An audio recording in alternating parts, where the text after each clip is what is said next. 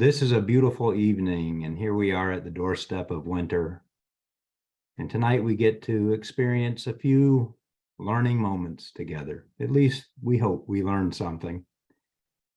At the end of this presentation, we will have a toast. So please find a moment to get the beverage of your choice ready. It can be as simple as water, and it could be something else. But if you can find a moment to get that ready, it's a tradition we sort of started last year, and we're going to try to continue that each winter. So let me share my screen and we'll begin. So the title of this symposium is Walking the Path of Wisdom.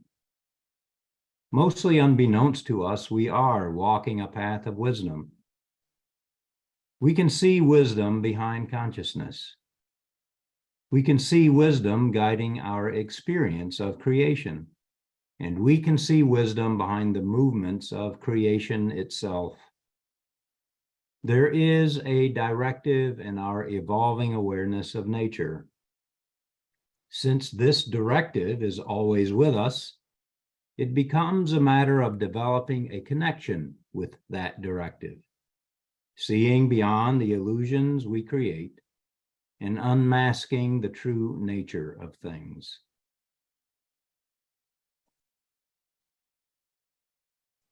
What connections do we see here? There is a couple holding hands, the moon in the night sky, a man-made bench and some trees. We have human creation, natural creation, and while not a visible thing, a conscious link between these things. There is human conscious interaction, plant conscious interaction, perhaps cosmic conscious interaction. There are emotions and feelings affecting the surroundings, all occurring beyond the visible. Looking at the bench, we know that someone created it. Looking at the natural world, we have a feeling that there is a creator behind that.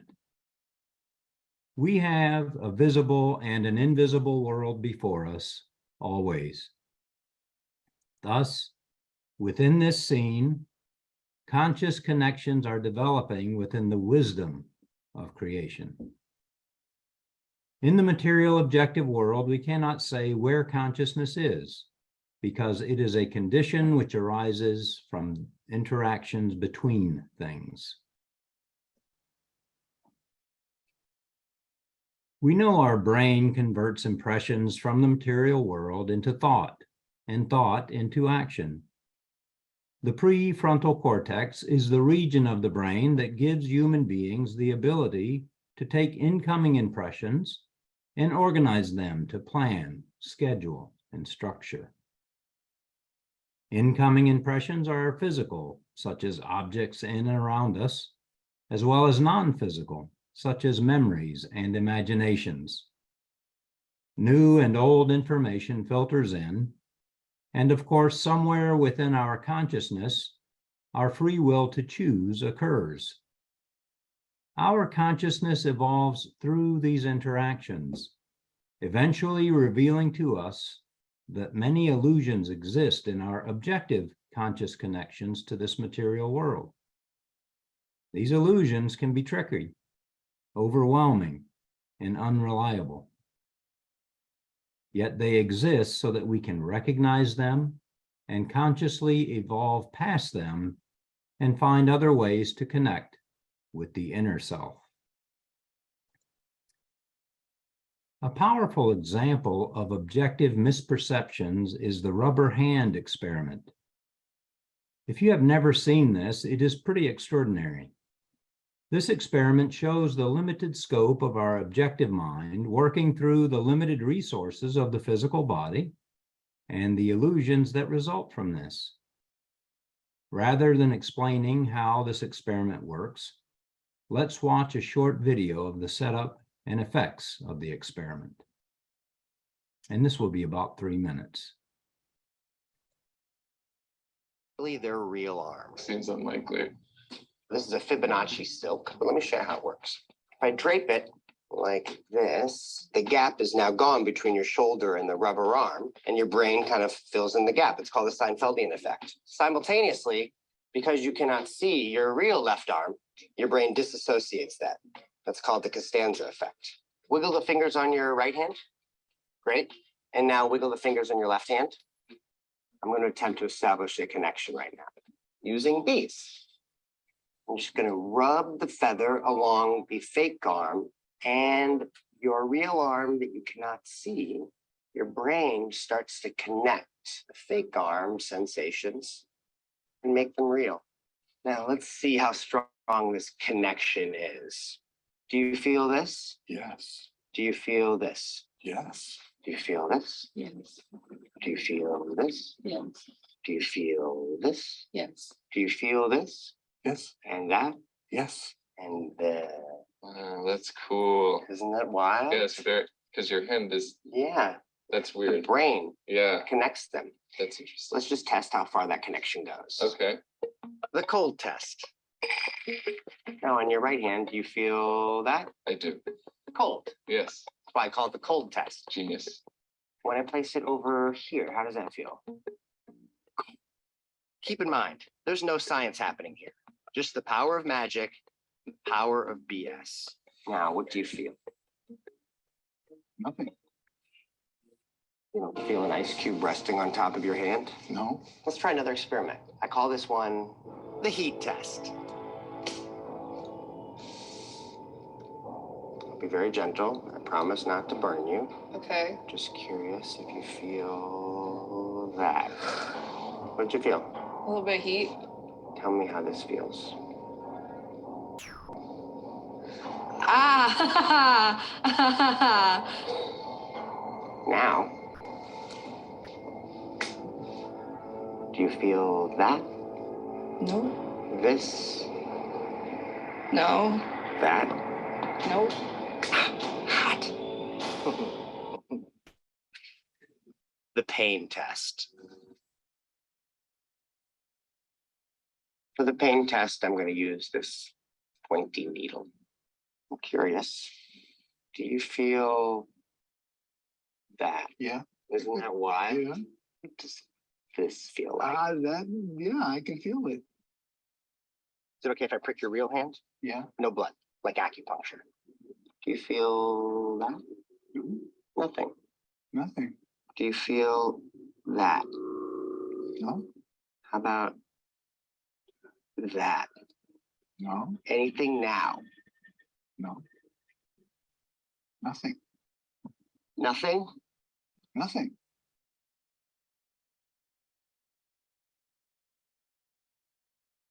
Let's try something else. The hammer test. Oh! Oh! You're good. Oh! Don't worry. Wow!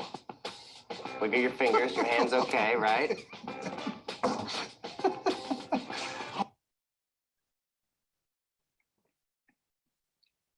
So pretty extraordinary. Obviously, the connection of our objective thoughts through brain function is imperfect. Our brain fills in missing areas of perception, creating powerful illusions such as we saw in the video. Oh! We have many misperceptions about our existence. As an example, it seems that we are living on the surface of our planet, though our connection to Earth as a human being is far more involved than that. This is where our material body comes from and the place it returns to.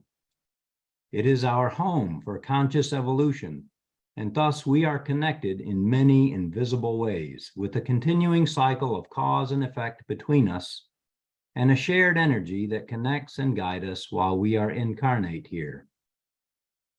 The Earth and its atmosphere are vibratory. We exist physically in her sea of vibration and unknowingly interact with it.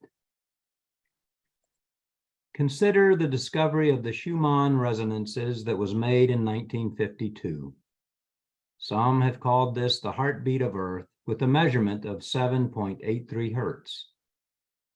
We live within this flowing energy.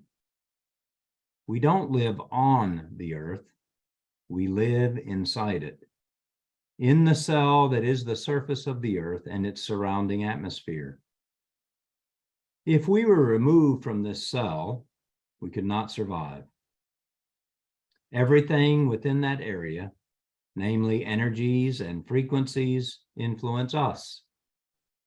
Conversely, our thoughts and outlooks interact with these energies and influence them. These frequencies play a role in our sleep and our moods, with some theories suggesting that human consciousness is affected by Schumann resonances, because its frequencies occur precisely where theta and alpha brainwaves intersect.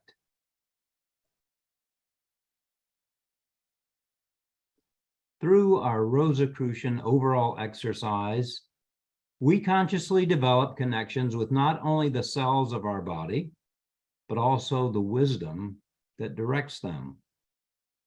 This stimulating mystical exercise gives us the opportunity to recognize, invigorate, and give thanks to these cells and the wisdom of the work they perform outside of the imperfect objective mind.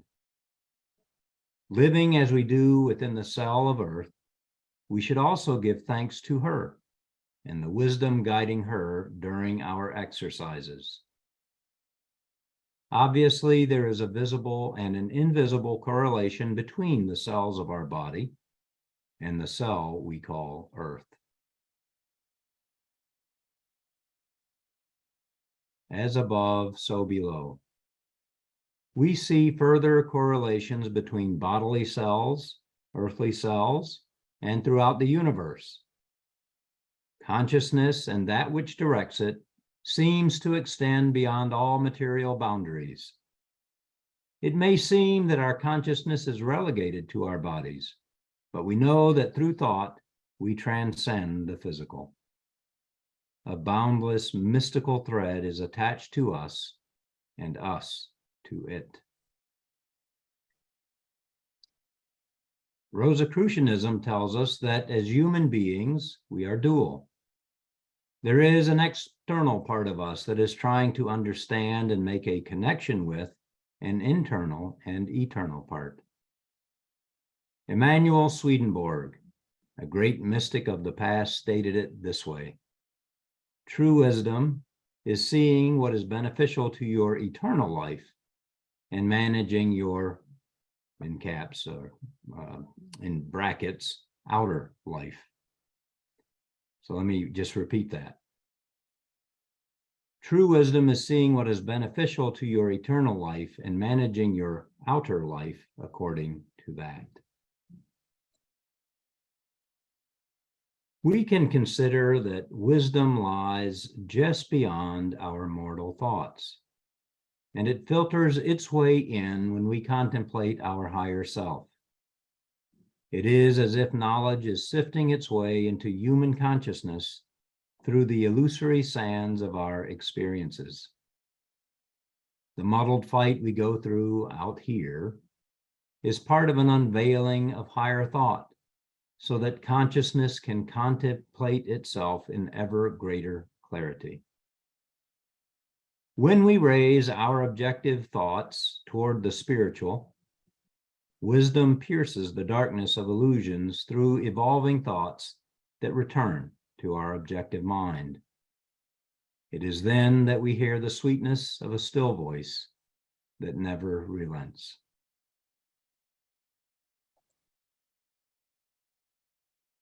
Darkness pervaded all before light came. In this short mystical sentence, what light might we be speaking of? Might it be a thought that found its way through that darkness, flowing from the divine and following a path that could be traced back to the origin of conscious life? An impulse guided this thought towards a realization through us, and its trail of light remains.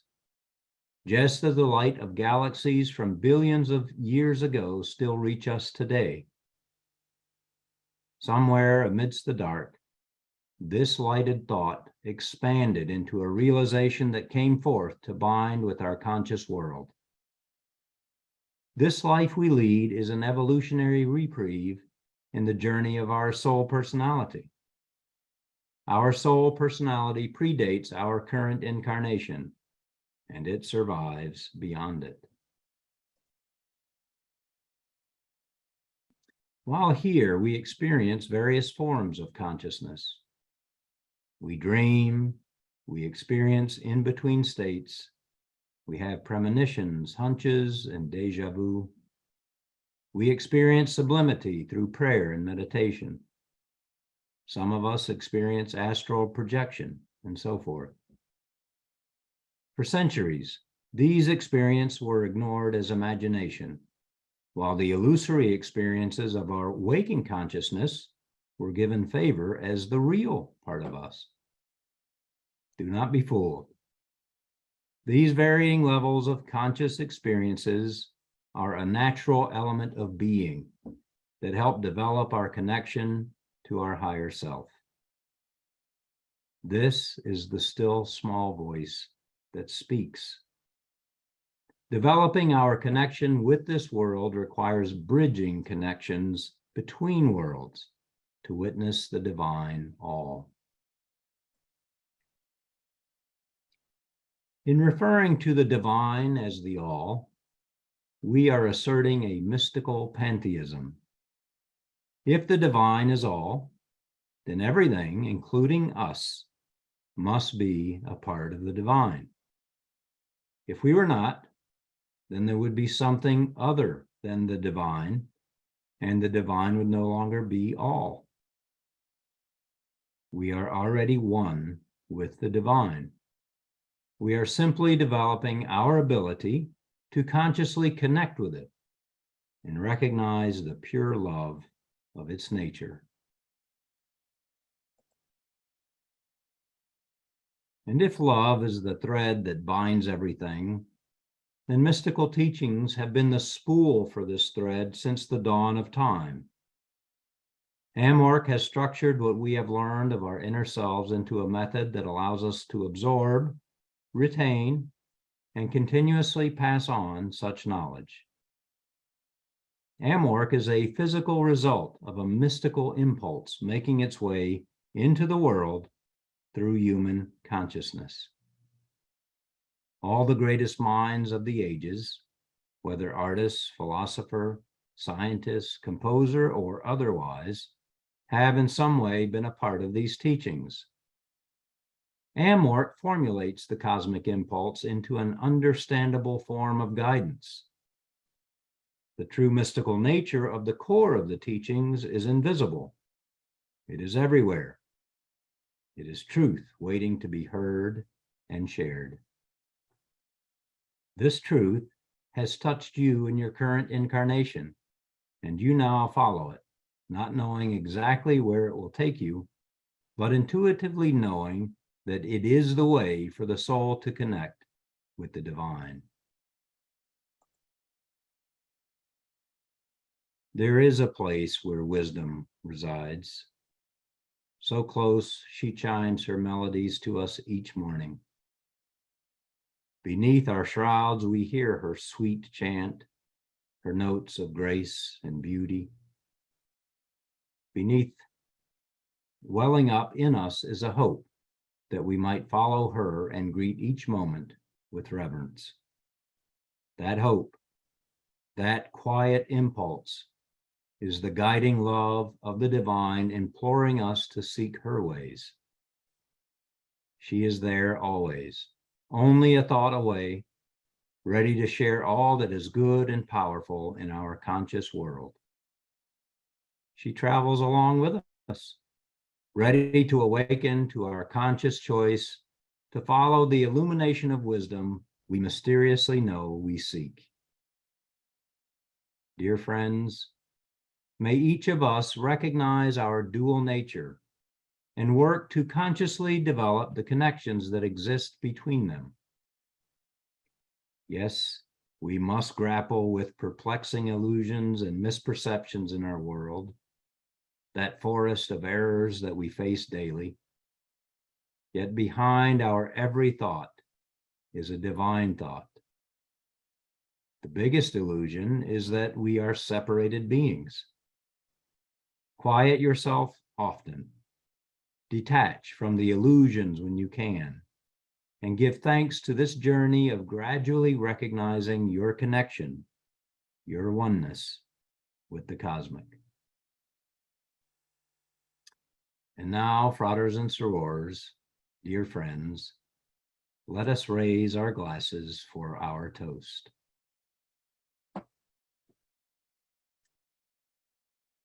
When the nights are cold and long, and winter shares his wares, may we savor our human cares, where the love of light burns strong. Cheers and best wishes to all of you, and most loving holidays to each.